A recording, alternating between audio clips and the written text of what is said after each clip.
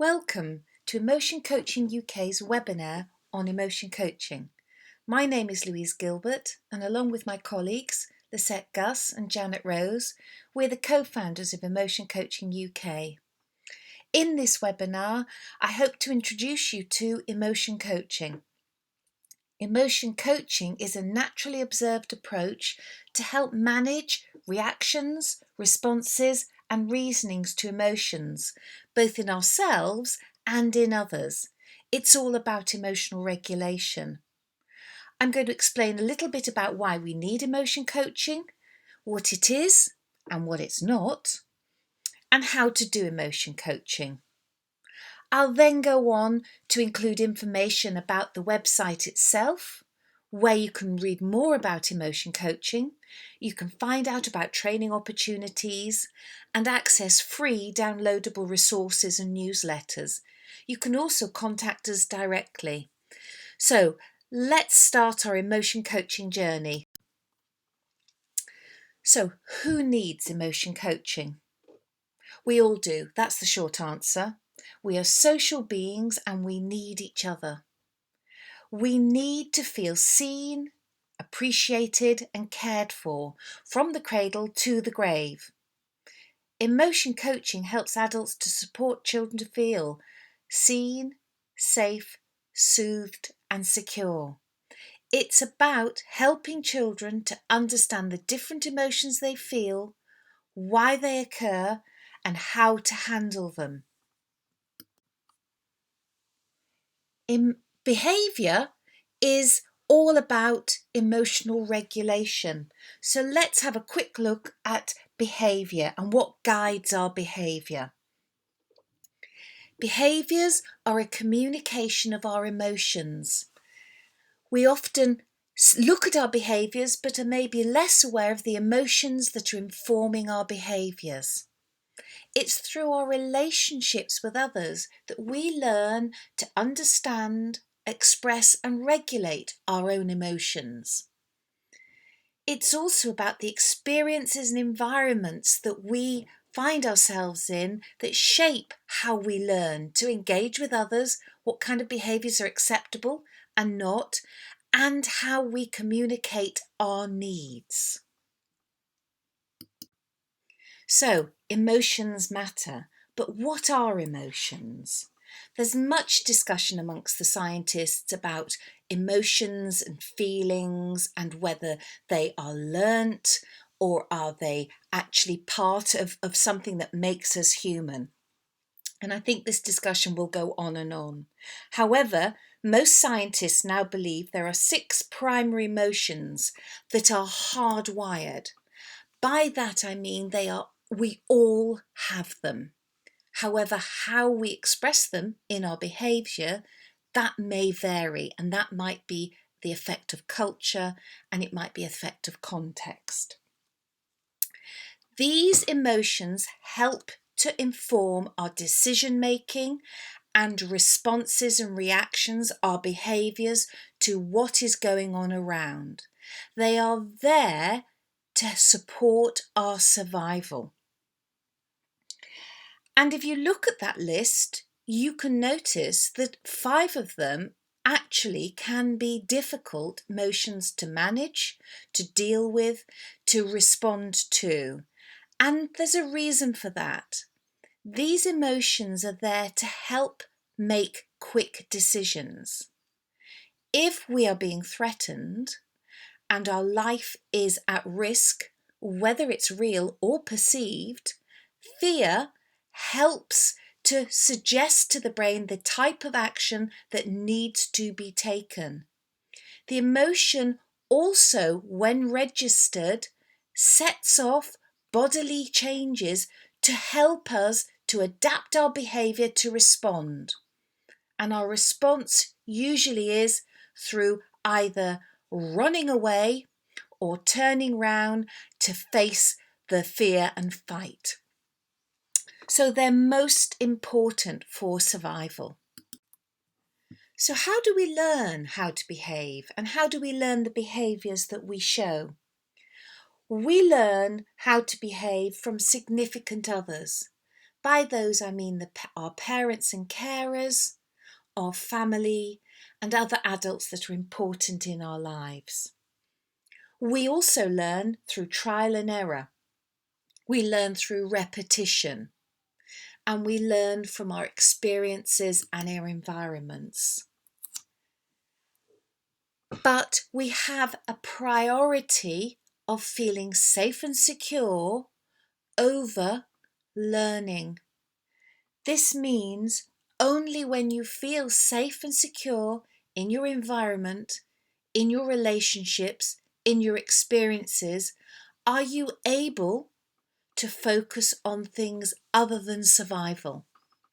So to optimize learning and build our brains, we all need access to secure, nurturing and stimulating relationships, experiences and environments. And it's this that emotion coaching helps to support. So why use emotion coaching? We know we need others to help us regulate our emotions. This is particularly true of children who are reliant on the adults around them to help them feel safe and secure. We learn as we grow older and more independent to manage our own emotions, but initially we have co-regulation with those around us, those caring, nurturing adults, which help us to develop skills, what I like to call tools for our toolkit of life, to be able to manage our own emotion and those around us. Our physical and mental health and well-being is believed to be an ongoing balance between two bodily systems, and we all need to learn how to balance these. Our social engagement system supports connection with others. It drives those relationships and helps us to learn to use our thinking and creative skills to engage in problem solving. It supports play and it helps us to create and maintain reciprocal relationships. Our stress response system is more primitive. Its primary role is to keep us safe from predators and dangers. It focuses on our survival through taking protective actions. I'm going to spend a little time just explaining this natural response. It is necessary for responses to real threats to our survival. However, this system can also be triggered by imagined threats. If we cannot resolve a threat through the use of our social engagement system, or as a result of continuous stimulation, it becomes extremely sensitive and easily triggered. This system is there to keep us alive through quickly adapting our behaviour. It is automatically activated when we feel unsafe and threatened. So what happens to our bodies? How do we prepare to respond? Hormones are released to increase our pulse, our breathing. Energy is released into the bloodstream to help the body respond quickly. Our focus narrows away from social engagement and interest in the environment and people to trying to identify the source of the threat. Indeed, it is suggested that in this state our hearing changes. Our ears physically retune to be more sensitive to loud and lower noise frequencies, making it more difficult to listen to the softer, higher frequencies of speech. The system is there to protect, and it uses much energy and effort to support our response. So once the threat is over, the stress response system steps down from control, and our pulse and breathing return to normal. We can then re-engage in our environment and with others and return to behaviours driven by the social engagement system. Just a short word about stress. We do need some stress in our lives to motivate and rise to the challenge and learn new skills. But this has to be when we feel safe and secure. We can tolerate moderate stresses if they're temporary, or we have access to relationships and environments that help us feel safe and secure. But toxic stress is when the stress is continuous, ongoing, extreme, and there is nowhere to go and no one to help us. This type of stress is detrimental to our physical and mental health and well-being. From birth, children are learning to recognise and regulate their emotions, particularly difficult ones, and behaviours to interact with others. They need to practice. Vagal tone is a term used to describe how well our social engagement system and stress response systems work together to regulate emotional responses to inform our behaviours.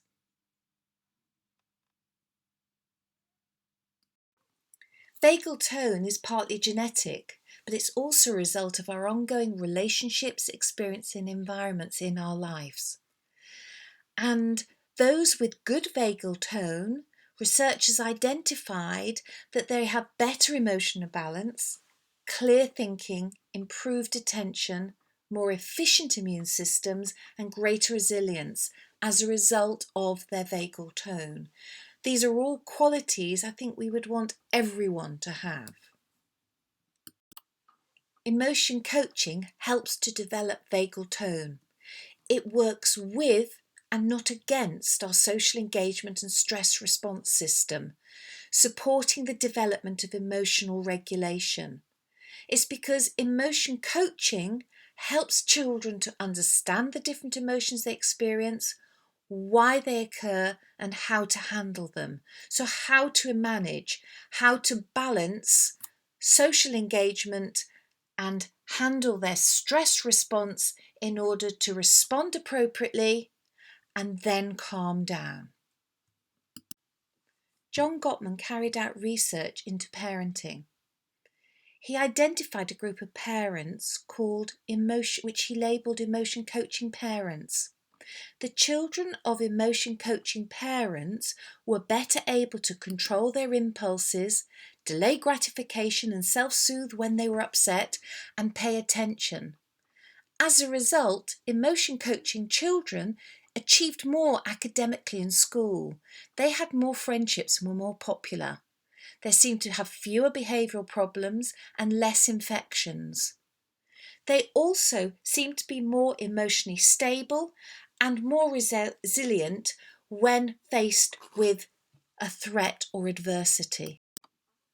John Gottman's research findings were exciting, and we wondered if there were other places where children had relationships with significant adults that emotion coaching could be used to help support children's emotional regulation and develop their emotional resiliency. We carried out a small project in 2010 and identified that training practitioners to use emotion coaching within schools, community settings, and early years settings, there was evidence from our research that actually children were able to regulate, improve, and take ownership of their behaviour.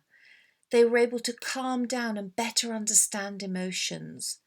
This supported academic attainment, and practitioners felt they were more sensitive to the children's needs, that they had better relationships with the children. They also felt as practitioners able to give a more consistent response to children's behaviours and felt more in control but less controlling during emotionally charged incidents. As a result of using emotion coaching, it was felt that the relationships between the adults and the children improved, so there was an improvement in the social relationships. The advantage for adults and children is clear from the research. So I'm now going to go on and explain just what is emotion coaching. John Gottman identified 4 ways of dealing with emotions, that is, our reactions, responses, and reasonings to emotions in ourselves and others. And it was the emotion coaching response that seemed to give the advantage to children. However, the others are very common ways of responding to emotions.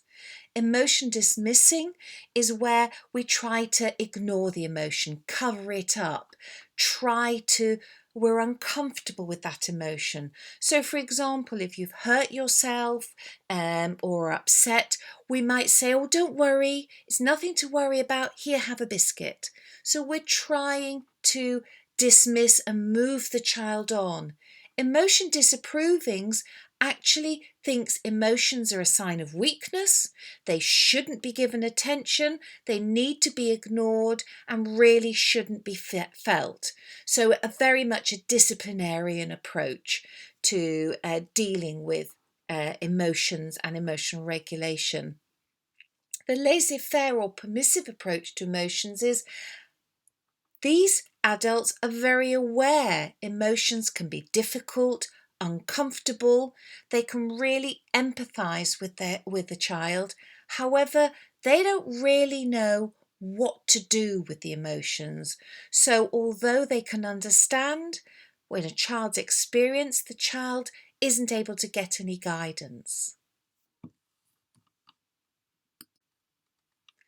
There are certain effects of dismissing, disapproving, and laissez-faire ways of dealing with emotions.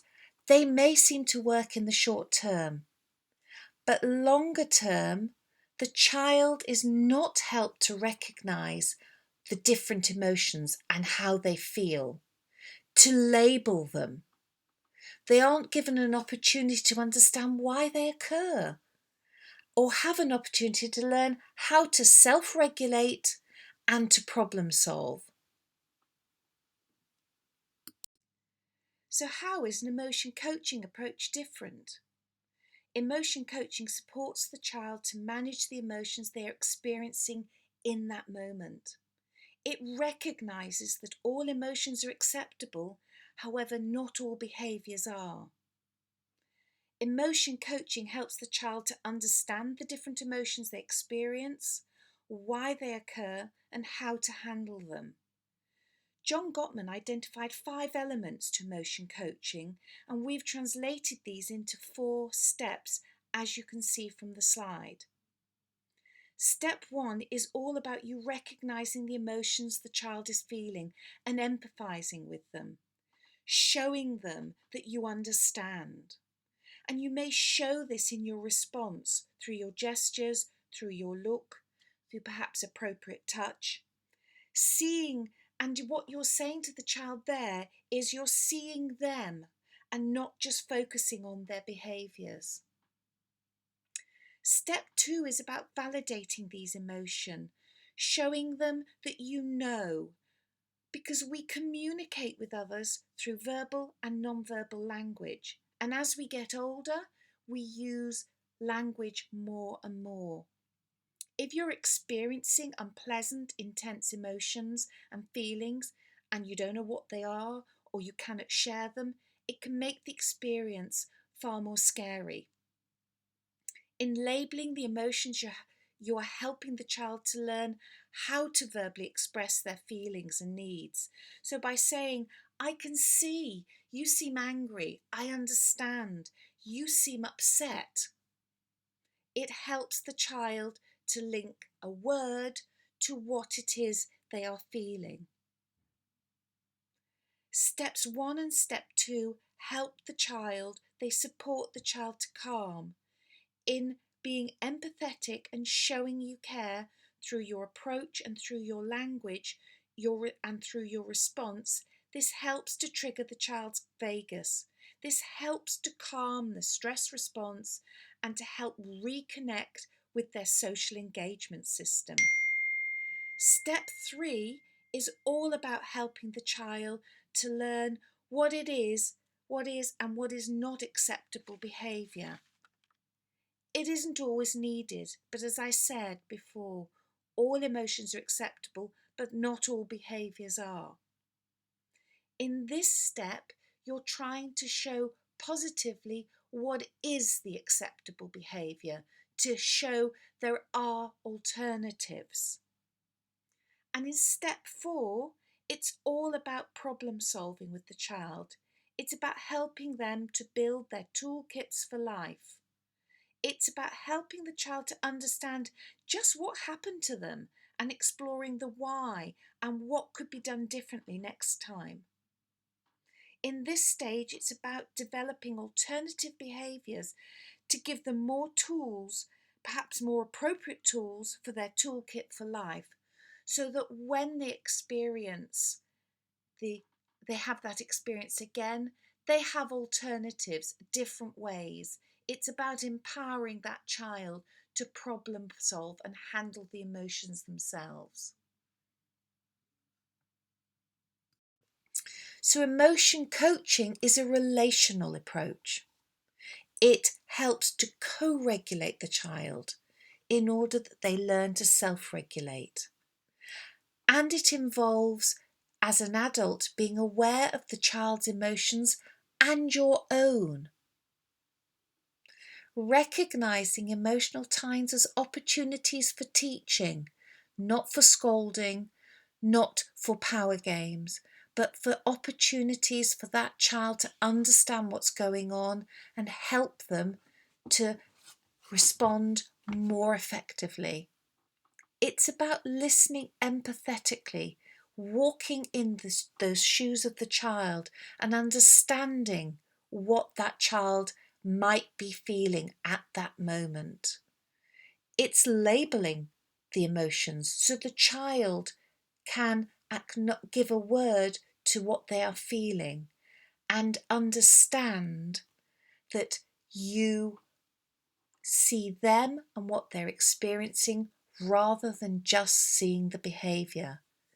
It's about helping a child to verbally label their emotions, and these steps help a child feel more in control, less afraid, and more able to actually control the stress response so they can start to re-engage in their social engagement. Once a child is calm, once a child is able to hear, to listen, to engage with you, it's about explaining acceptable behaviours. What is acceptable? What is appropriate? And it's about helping that child to problem solve. What could they do if this happened again? How could they approach other options which will lead to more effective responses? So in summary, emotion coaching, it is not a quick fix. It is not a substitute for specific interventions. So not a therapy, not instead of. And it isn't a remedy for all of life's difficulties. However, emotion coaching is a universal relational approach that supports emotional regulation through empathetic co-regulation. It's about helping children to recognise, label, manage and understand emotions in themselves and others, and it is not dismissing or disapproving of emotions. Here are some comments from people who have been trained in emotion coaching, how they feel it has affected themselves and their practice.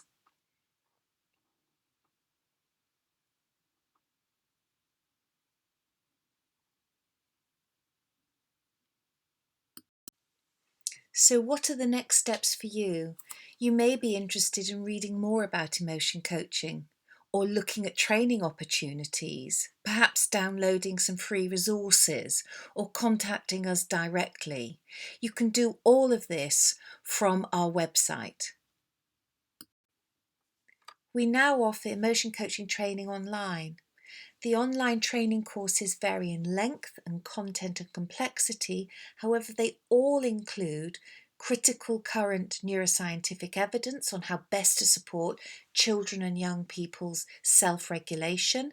They all offer insight into the stress response and social engagement systems and how relationships and emotional regulation affect mental health and well-being. They include the research for the evidence base for emotion coaching practice and include practical exercises and skill development in emotion coaching.